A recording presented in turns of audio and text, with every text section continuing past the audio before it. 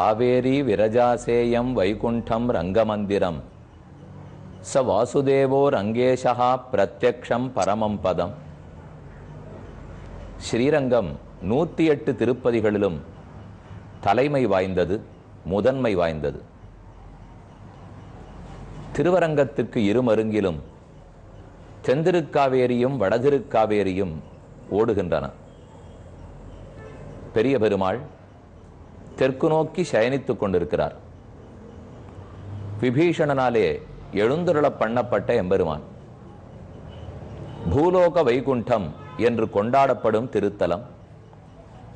ஆழ்வார்கள் 11 247 பாசுரங்களால் பல்லாண்டு பாடப்பட்ட எம்பெருமான்.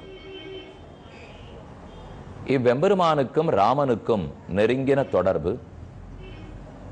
திருவரங்கநாதனே அயோத்தியில் தான் எழுந்தருளி இருந்தார். அங்கிருந்து விபீஷணன் இங்கு கொண்டு வந்து பிரதிஷ்டை செய்தான். ராமனே இதே ரங்கநாதனை அயோத்தியில் ஆராதித்திருக்கிறார். ராமனுக்கு பட்டாபிஷேகம் முடிந்த பிற்பாடு அனைவருக்கும் விடை கொடுத்து அனுப்புகிறார். அப்போது விபீஷணனுக்கு சிறந்த பரிசு கொடுக்க வேணும் என்ற ஆசை கொண்டு பிரணவாகார விமானத்தோடே திருவரங்கநாதனையே பரிசாக கொடுத்தார். அப்போதெல்லாம் இப்பெருமானுக்கு அரங்கநாதன் என்கிற பெயர் இல்லை, நாராயணன், ஜெகநாதன் என்றுதான் திருநாமம். விபீஷணன் அவரை எழுந்துருள பண்ணிக்கொண்டு ஆகாய மார்க்கத்தில் பறந்தான் இலங்கையை நோக்கி. நடுவிலே இத்திவ்வதேசத்தை கண்டான். பாயுநீர் அரங்கன் தன்னுள் பாம்பனை பள்ளி கொண்ட மாயனார் திருநன் மார்பும் மரகத உருவும் தோளும் தூய தாமரை கண்களும் துவரிதழ் பவளவாயும் ஆயசீர் முடியும் தேசும் அடியரோர்க்கு அகலலாமே என்று தொண்டரடிப்புடியாழ்வாருடைய பாசுரம்.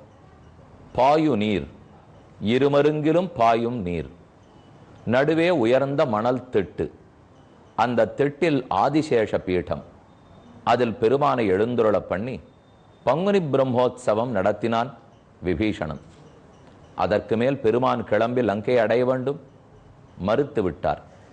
இத்திருத்தலத்தின் நேர்மை, இதனுடைய அழகு பெருமானை ரொம்ப ஈர்க்க இங்கேயே இருப்போம் என்று முடிவு செய்தான். அன்றிலிருந்து இன்று வரை திருவரங்கநாதனாக லட்சக்கணக்கான கோடிக்கணக்கான மக்களுக்கு தரிசனம் கொடுத்து கொண்டே சயன திருக்கோலத்தில் உள்ளார் எம்பெருமான். இந்த திவ்யதேசத்துக்கும் ராமாயணத்துக்கும் அவ்வளவு நெருங்கின தொடர்பு. பின்னே இந்த திருத்தலத்தில் ராமர் கோயில் இருக்க வேண்டாமோ? உள்ளது. திருவரங்கத்தின் தெற்கு கோபுர வாசல், தெற்கு வாசல், அதற்கருகே இருக்கக்கூடிய கோதண்டராம சுவாமி கோவில். விஸ்வகர்மாக்களுடைய சந்நிதியான இது நெடுங்காலமாக இருந்து வருகிறது. சிறு கோவில், வாசலில் கூட்டம் நாட்டம் அதிகம். ஆனால் உள்ளே கோதண்டராமர் ஆனந்தமாக எழுந்துருளி உள்ளார். அம்மா மண்டபத்தில் நீராடிவிட்டு அங்கிருந்து நேரே விடுவென்று நடந்து வந்தோமானால் ராஜகோபுரம். இவனே ராஜாதிராஜன், ரங்கராஜன். ரங்கராஜனுடைய பெருமைக்கேற்ற கோபுரம் ராஜகோபுரம். ராஜகோபுரத்துக்கு பக்கத்திலே ராஜாராமன் எழுந்துருளி இருக்கிறார். இவரே சக்கரவர்த்தி திருமகன், அயோத்தியை ஆண்ட பெருமான். இந்த திருக்கோயிலை பல நூற்றாண்டுகளுக்கு முன்பாகவே இத்திருத்தலத்தை அடைந்த விஸ்வகர்மாக்கள் அனைவரும் சேர்ந்து கட்டி வைத்தார்கள். பெரிய பெருமாளுக்கு என்ன கைங்கரியம் செய்வார்களோ அதற்கு முன்பாக இந்த ராமனை தொழுது கொண்டுதான் ரங்கநாதனுக்கே தொண்டு செய்வதற்காக செல்வார்களாம். சமீபத்தில் 1965 பக்தர்கள் ஒன்று கூடி இத்திருக்கோயிலுக்கு கும்பாபிஷேகம் செய்யப்பட்டது, சம்பிரோக்ஷணம் செய்யப்பட்டது. பகவான் ரொம்ப ஆச்சரியமா எழுந்துள்ளிருக்கார். சேவிப்போம். இன்றைக்கு நாம் சுற்றுப்புறத்தையும் சந்நிதி திருவையும் நீண்டிருக்கும் தெற்கு வாசலையும் கோபுரத்தையும் சேவித்துக் கொண்டோம். விஸ்வகர்மா மனுத்வஷ்டா என்று சஹஸ்ரநாமாத்தியாயத்திலேயே வரும். பகவானுக்கு தொண்டு புரிபவர்கள். நாம் பொன் நகையை விரும்புகிறோம். நாம் அதை அணிந்து கொள்ளுவதை விட பெருமானுக்கு சமர்ப்பித்தால் எத்தனை ஏற்றம். அதை உணர்ந்துதான் இந்த திருக்கோயிலை கட்டினார்கள் போலும். இங்கு எழுந்துருளியிருக்கும் கோதண்டராமனிடத்திலே வேண்டிக் கொண்டு மேற்கொண்டு கம்பராமாயணத்தை தொடர்வோம். ராமன் வில்லை முறிக்கப் போகிறான். அவன் எழுந்து நடந்த பாங்கை பார்த்த மக்களெல்லாம் ஓர் பக்கம் உவைகை கொண்டார்கள். இந்த ராமன் முறித்தால் தான் முறிந்தது, வேறார் முறிக்கப் போகிறார்கள்? நிச்சயம் இவன் முறிப்பான். இது ஒரு பக்கத்தில் மக்களின் எதிர்பார்ப்பு. அதே சமயத்தில் சீதை படுகிற துயரத்தை பார்த்தால், இந்த ராமனை எண்ணி எண்ணி மருகுவதை பார்த்தால், இவன் முறிக்காமல் போய்விட்டால் சீதையின் கதி என்ன? ஏன் ஜனகன் வீணாக பரீட்சை வைக்கிறான்? பெண்ணு அழகானவள், மாப்பிள்ளையை பிடித்திருக்கிறது, கல்யாணத்தை முடிக்க வேண்டியது தானே. அதை விட்டுவிட்டு ராமனுக்கு போய் பரீட்சை வைப்பார்களா? ராமன் திருவடியை தொட்டு அதை தண்ணீரால் கண்ணீரால் கழுவி மலர்களை கொண்டு அர்ச்சனை பண்ணுவதா? அவனுடைய திருக்கைகளை எடுத்து நம் தலையில் ஒத்தி கொள்ளுவதா? அதை விடுத்து பரீட்சை எழுதுகிறாயா, நாணேற்றி காட்டுகிறாயா, இதை செய்கிறாயா, அதை செய்கிறாயானால் அவர் என்ன வேலை செய்பவரா? அவன் எஜமானன், நாம் அத்தனை பேரும் தொண்டர்கள். நாம தொண்டு புரிய வேண்டும், பெருமான் ஏற்றுக்கொள்ள வேண்டும். இந்த உண்மை கூடவா ஜனகனுக்கு உரைக்காமல் போயிட்டு என்னும் மக்கள் எல்லாரும் நொந்து கொண்டார்கள். அவர்களுக்கு தெரிகிறது, ஆனால் ஜனகனுக்கும் புரியவில்லை, விஸ்வாமித்திரருக்கும் தெரியவில்லை.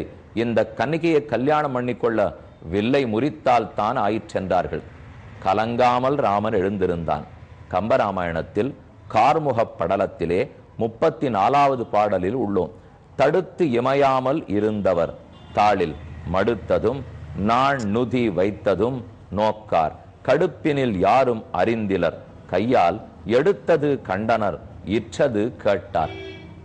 எல்லாரும் தங்களுடைய கண்களை இப்படி பிரித்து பிடித்து கொண்டு ஒரு நிமிஷம் கண் சிமிட்டு விட்டால் அதற்குள்ள ராமன் என்ன பண்ணிடுவனோ, நாம பார்க்காத விட்டுடுவோமோ என்கிற பயத்துல கண்ணை இழுத்து பிடிச்சிட்டு இருந்தார்களாம். ஆனா அவ பிடித்து கொண்டிருந்தது தான் மிச்சம். நடந்தது தடுத்திமையாமல் இருந்தவர் தாளில் மடுத்ததும், தன்னுடைய திருவடிகளில் வில்லின் நுனியை ஓர் புறத்தை அழுத்தி கொண்டான். நாண் நுதி வைத்ததும், நாணை இழுத்து மேல் நோக்கி கட்டினான். இதெல்லாத்தையும் பார்க்கவே முடியல. எந்த நிமிஷம் தூக்கினா, எப்ப காலில் வைத்தார், எப்போது நாணை பிடித்து இழுத்து கட்டினார். கடுப்பினில் யாரும் அறிந்திலர், கடுப்புன வேகம், அத்தனை வேகமா பண்ணவே ஒத்துருக்கும் தெரியலே.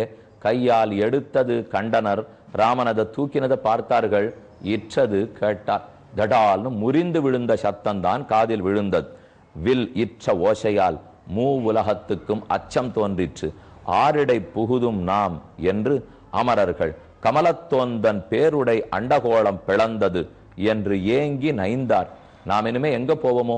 நம்ம உலகமெல்லாம் இடிந்து விழுந்து விட்டது போல் இருக்கிறதே. இந்திரன் நடுங்குகிறான். பிரமனாலே படைக்கப்பட்ட உலகம் முறிந்து விழுந்தது போலும்.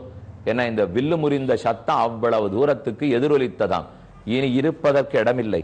பாரிடை உற்ற தன்மை பகர்வது என், பாறை தாங்கி வேறன கிடந்த நாகம் இடி என வெறுவிற்று அன்றே. இந்த பூமியை தாங்கி கொண்டிருக்கிற ஆதிசேஷன் விட்டுட்டாரா? கீழே பாத்தாளத்தில் ஆதிசேஷன் தான் பூமியை தாங்கிட்டு இருப்பார். ஒருவேளை சட்டுன்னு நான் தாங்க மாட்டேன் தலை எடுத்துட்டாரோ, அப்படின்னா தடால்னு விழுந்துரும் இல்லையோ? அந்த விழுந்த வேகத்தில் தான் நாமெல்லாம் தூக்கி எறியப்படுகிறோமா என்று பயந்தனர். ஆனால் உண்மை தெரிந்த மிथिலை மக்கள் ஆனந்தம் கொண்டார்கள். இனி சீதைக்கு கவலை இல்லை, சிறந்த மணவாளன் கிடைத்து விட்டான், இதைவிட நமக்கென்ன பாக்கியம் கூறுகிறார். தயரதன் புதல்வன் என்பார், தாமரை கண்ணன் என்பார், புயல் இவள் மேனி என்பார், பூவையே பொருவும் என்பார், மயல் உடைத்து உலகம் என்பார், மானிடன் அல்லன் என்பார், கயல் பொறு கடலுள் வைகும் கடவுளே காணும் என்பார். ரொம்ப ஆச்சரியமான பாடல். இவனார் தசரதனுக்கு பிள்ளையாமே ஒருத்தர் உரத்த குரல்ல சொல்றார். அப்படியா? தசரதனுக்கு பிள்ளையா இருக்கட்டும். நேர பார்த்தா தாமரை கண்ணன், கமலக்கண்ணன், பங்கைய கண்ணன், பார்த்தாலே தாமரை போன்ற கண்கள் ஈர்க்கின்றனவே. இன்னொருத்தர் சொன்னார், புயல் இவள் மேனி என்பார், மழை மேகத்தை ஒத்த கருத்த மேனியை பார்த்தாயா? கடல் வண்ணத்தை போல இருக்கிற திருமேனியை பார், பூவையே பொருவும் என்பார். அது மட்டுமா, புஷ்பங்கள் இவனோட சண்டைக்கு வரும். ராமனுடைய திருமேனியை தொட்டுவிட்டு தாமரையோ மல்லிகையோ தொட்டால் ஏன் தாமரை கடகடவென்றிருக்கிறது? இவ்வளவு கடுமையா தாமரைக்கு என்று சொல்லுகிற அளவுக்கு ராமனின் திருமேனி பூ போன்ற மென்மையான திருமேனி. பூக்களுக்கும் ராமனுக்கும் போட்டி வைத்தால் பூ தோற்கும், ராமன் வெற்றி பெறுவான். அந்த அளவுக்கு மென்மையாளன். அப்படின்னா பூவாட்ட மென்மையா இருக்கான்னா பெண்ணா? ஆண்மகன் வீரனாக இருக்க வேண்டாம் முன்னால் மென்மையில் பூ போன்றவன், ஆனால் வன்மையிலோ சிங்கத்தை போன்றவன். இந்த இரண்டும் சேர்ந்த ராமனை தரிசித்தார். மயல் உடைத்து உலகம் என்பார். இந்த உலகத்துக்கு பைத்தியம் பிடிச்சு போட போறது. ராமனை பார்த்து விட்டு அனைவரும் இவனைத்தான் கல்யாணம் பண்ணிக்கொள்ள வேண்டும்னு சொல்ல போகிறார்கள். சீதை பாடு ஆபத்து தான் என்பார். மானிடன் அல்லன் என்பார். இவன் மனிதன் அல்லன், மாபெரும் மாணிக்கமாகிற தெய்வம். கயல் பொறு கடலுள் வைகும் கடவுளே என்பார் காணும். பார்க்கடலிலே சயனித்துக் கொண்டிருக்கும் திருமால் எழுந்து ராமனாக பிறந்திருக்க வேண்டும். மற்றெப்படி இவ்வளவு அழகு வரும்? நம்பியை காண நங்கைக்கு 1000 நயனம் வேண்டும். கொம்பினை காணும் தோறும் குறிசிற்கும் அன்னதேயாம். தம்பியை காண்பின் என்பார், தவமுடைத்து உலகம் என்பார். இம்பர் இந்நகரில் தந்த முனிவனை இறைஞ்சும் என்பார். இருவரும் இந்த பக்கத்திலே ராமனுக்கு வேண்டியவர்கள்லாம் நிற்கிறார்கள், அந்த பக்கத்துல சீதைக்கு வேண்டியவர்கள்லாம் நிற்கிறார். இங்கே லக்ஷ்மணனும் விஸ்வாமித்திரனும், அவ்வளவுதான் ராமனுக்கு கூட இருக்கிறவா. மற்ற எல்லா வேண்டியவர்களும் அயோத்தியில் இருக்கிறார்கள், இங்கு யாரும் இல்லை. ஆனா மிथिलेல சீதையை சேர்ந்தவா எத்தனை பேர்? 2 பேரும் பேசிக்கிறாப்புற ஒரு பேச்சு. அங்க யாரும் பேசவில்லை, ஆனா ஒருத்தருக்கொத்தர் சம்பந்தி சண்டை வர வேண்டாமா? கல்யாணம்னு நடந்தால் அது சிறப்பா இருக்கணும், ரசிக்கிறாப்புல இருக்கணுமா, ஏதாவது ஒரு சண்டை வரணும். ஒண்ணுமே சண்டையே இல்லாத கல்யாணம் நடந்துடுத்து உப்பு சப்பே இருக்காது. அதனாலதான் ஒருத்தருக்கொத்தர் பேசிக்கிறாளாம். நம்பியை காண நங்கைக்கு 1000 நயனம் வேண்டும். இது ராமன் பட்சத்தவர்கள் சொல்லும் வார்த்தை. எங்கள் ராமனை சேவிப்பதற்கு உங்கள் சீதைக்கு 2 கண்கள் போதாது, 1000 கண்கள் வேணும். அப்படின்னா ராமன் அவ்வளவு அழகன், சீதை சுமார் அழகி. ஆகவே ராமனை சேவிப்பதற்கு சீதைக்கு 1000 கண்கள் வேண்டும். ராமனுக்கே இத்தனை அழகென்னால் மகாலட்சுமி தேவி சீதைக்கு எத்தனை அழகு இருக்கும். அதனால சீதைக்கு பக்கத்தில் இருக்கிற மிथिला தேசத்தவர்கள் பேசுறா. 2 பேர் கூட இருக்கிறவாளே இந்த பேச்சு பேசினீர்கள்னா, நாங்க இத்தனை லட்சம் பேர் இருக்கிறவா நாங்க எவ்வளவு பேச்சு பேச மாட்டோம்? அவர்கள் கூறுகிறார்கள், கொம்பினை காணும் தோறும் குறிசிற்கும் அன்னதேயாம். வாஸ்தவம், எங்கள் சீதைக்கு 1000 கண்கள் வேண்டும். உங்கள் ராமன் பேரழகன், ஒத்துக்கொள்கிறோம். ஆனா எங்க சீதை எப்படிப்பட்டவள் தெரியுமோ? எங்க சீதையை பார்க்கும் ஓரொரு நிமிஷத்துக்கும் ராமனுக்கு வெவ்வேறு 1000 கண்கள் வேணும். சீதையை முதல் நிமிஷம் பார்த்தால் ஓர் 1000 கண், அந்த 1000 கண்ணு போடும். சீதையை 2வது நிமிஷம் பார்க்கறதுக்கு 2வது 1000 கண், அந்த 1000 போடும். சீதையை 3வது நிமிஷம் பார்க்கறதுக்கு 3வது 1000 கண், இப்படியும் கொள்ளலாம். அல்லது சீதையனுடைய நெற்றியை ராமன் பார்க்கிறான், 1000 கண்கள் தனித்து வேணும். மூக்கை பார்க்க வேணுமானால் வேறு 1000 கண்கள் வேணும். கண்களை பார்க்க வேணுமானால் வேறு 1000 கண்கள் வேண்டும். கொம்பினை காணும் தோறும் குறிசிற்கும் அன்னதேயாம். இந்த அளவுக்கு முன்னாட்கள்லாம் கேமரா வச்சுன்னு போட்டோ எடுப்பாளே, அப்ப ஃபிளாஷ் இருக்கும் பாருங்க. ஒரு ஃபிளாஷ் அடிச்ச உடனே அந்த ஃபிளாஷ் போயிடும். இப்போனா எல்லாத்தையும் சார்ஜ் போட்டு பண்ணிடுறோமோ இல்லையோ, அந்த நாளில் அந்த ஃபிளாஷே போயிடும். புதுசாக இன்னொரு ஃபிளாஷ் போட்டுக்கணும். அது என் தந்தையார் வேடிக்கையாக சொல்லுவார். அதை போல சீதையினுடைய நெத்தியை பார்த்த உடனே ஃபிளாஷ் போனா மாதிரி ராமனுடைய கண்கள் போயிடும் போல் இருக்கு. சீதையினுடைய கண்களை பார்க்கறதுக்கு வேற ஃபிளாஷ் பொருத்தணும், வேற 1000 கண்கள் வேணும். சீதையினுடைய மூக்கை பார்க்கறதுக்கு வேற 1000 கண்கள் வேணும். நம்பியை காண நங்கைக்கு 1000 நயனம் வேண்டும். கொம்பினை காணும் தோறும் குறிசிற்கும் அன்னதேயாம். தம்பியை காண்பின் என்பார். பக்கத்தில் இருக்கிறவாள்லாம் சேர்ந்து சொன்னாலாம், எல்லாரும் ராமனையே பார்க்கிறீர்களே, தம்பியை காண்பின் என்பார். அதை போல எவ்வளவு பணிவோடே அவனுக்கு தொண்டு புரியறதுக்கே பக்கத்துல லக்ஷ்மணன் இருத்தான் பார்த்தீர்களா? தம்பியை காண்பின் என்பார். தவமுடைத்து உலகம் என்பார். ஒத்தருக்கொத்தர் போட்டி. ராமன் கொடுத்து வச்சவரா, சீதை கொடுத்து வச்சவளா? 2 பேர்ல இப்போ கல்யாணம் ஆறுதே, யார் பாக்கியசாலி? இவா சொல்றா ராமனுக்கு தான் பாக்கியம். அவர்கள் சொல்றா சீதையை பெறுவதற்கு ராமனுக்கு பாக்கியம், ராமனை பெறுவதற்கு சீதைக்கு பாக்கியம். நம்ம 2 ஊர்க்காராலுமே இல்லை, என்ன பண்ணலாம்? நம்ம இப்ப அயோத்தியிலும் இல்லை, ஜனகபுரியிலும் இல்லை, நாம் எங்கோ இருக்கிறோம். ஆனா ராமாயணத்தை சேவிக்கும் பாக்கியம் பெற்றிருக்கிறோம். அப்ப நாம் எல்லாரும் சேர்ந்து சொன்னது தவமுடைத்து உலகம் என்பார். இந்த லோகம் பண்ணின தவந்தான் இருவரும் கல்யாணம் பண்ணி கொள்ள போகிறார்கள். 2 பேர் கல்யாணத்தை பார்க்கிற பாக்கியம் நமக்கு கிடைச்சதோ இல்லையோ, அதான் தபம்.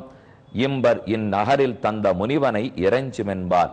கடைசியா எல்லாரும் ஒத்துண்டு கழுத்து போட்டா. இது இத்தனை நடத்தி கொடுத்த விஸ்வாமித்திரரே பல்லாண்டு. அவர் அழைச்சின்னு வந்திருக்காட்டா இந்த கல்யாணம் நடந்திருக்குமா?